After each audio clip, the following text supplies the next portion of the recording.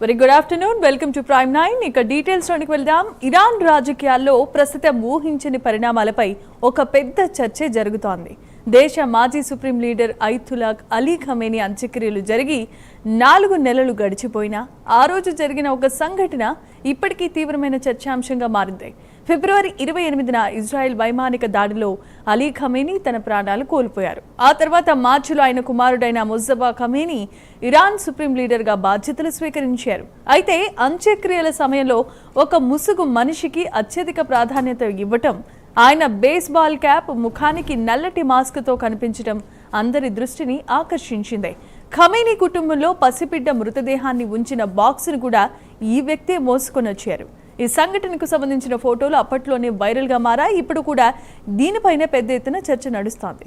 ఎవరా ముసుగు మనిషి, ఎందుకంత రహస్యం, అసలు ఆ రోజు ఏం జరిగింది అనే ప్రశ్నలు ఇంకా సమాధానం దొరకని రహస్యాలుగానే మిగిలిపోయాయి.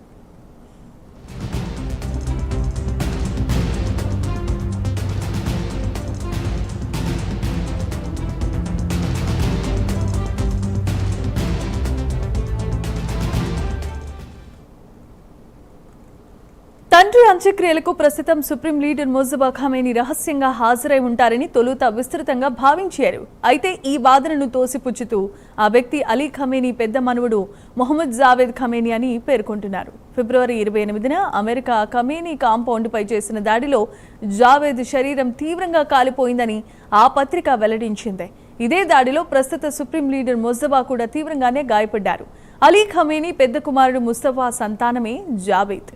ఈ ప్రచారంపై ఇరాన్ నుంచి ఎటువంటి అధికారిక ప్రకటన వెలువడకపోవడంతో మిస్టరీ మరింతగా పెరిగిపోయింది. నిజంగా ముజ్తబా ఖమేనీకి ఏమైంది? ఆయన ఎందుకు అంత్యక్రియలకు బహిరంగంగా హాజరు కాలేకపోయారు? ఇవన్నీ ఇప్పుడు అంతు చిక్కని ప్రశ్నలుగానే ఉన్నాయి.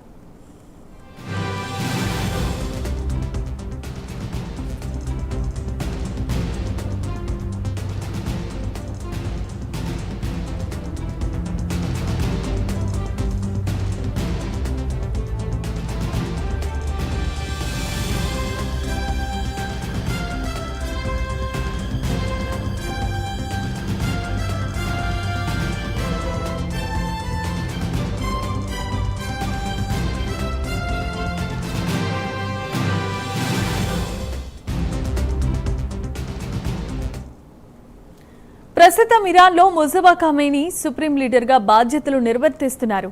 మసూద్ పెజెష్కియన్ దేశ అధ్యక్షుడిగా అధికారంలో ఉన్నారు. ఈ మొత్తం వ్యవహారంలో అత్యంత తాజా పరిణామం ఏంటంటే, ముసుగు మనిషి మొహమ్మద్ జావేద్ ఖమేనీ అని ఇరాన్ ఇంటర్నేషనల్ పత్రిక చెప్పినా అధికారికంగా మాత్రం ఇంకా ఎటువంటి ప్రకటన రాలేదు.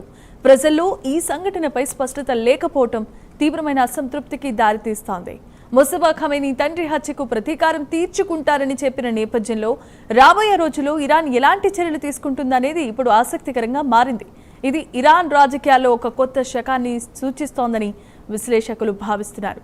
ఈ పరిణామాలు కేవలం ఇరాన్కి మాత్రమే పరిమితం కాదు, అంతర్జాతీయంగా కూడా ప్రభావం చూపే అవకాశం కనిపిస్తోంది.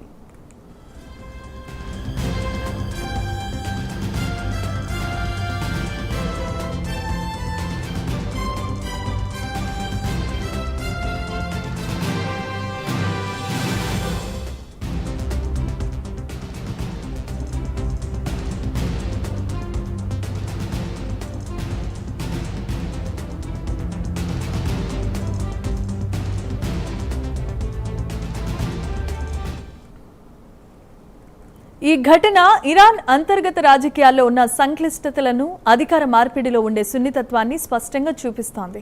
ఒక సుప్రీం లీడర్ హత్య, వారసత్వ వివాదం, ఆపై ముసుగులో ఒక కీలకమైన వ్యక్తి రాక, ఇవన్నీ కలగలిపి ఇరాన్ భవిష్యత్తుపై అనేక సందేహాలను లేవనెత్తుతున్నాయి.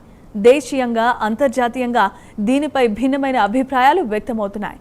కొంతమంది దీనిని ఇరాన్ భద్రతా లోపంగా చూస్తే, మరికొంతమంది అధికార వర్గాల మధ్య అంతర్గత కలహాలకు నిదర్శనంగా భావిస్తున్నారు.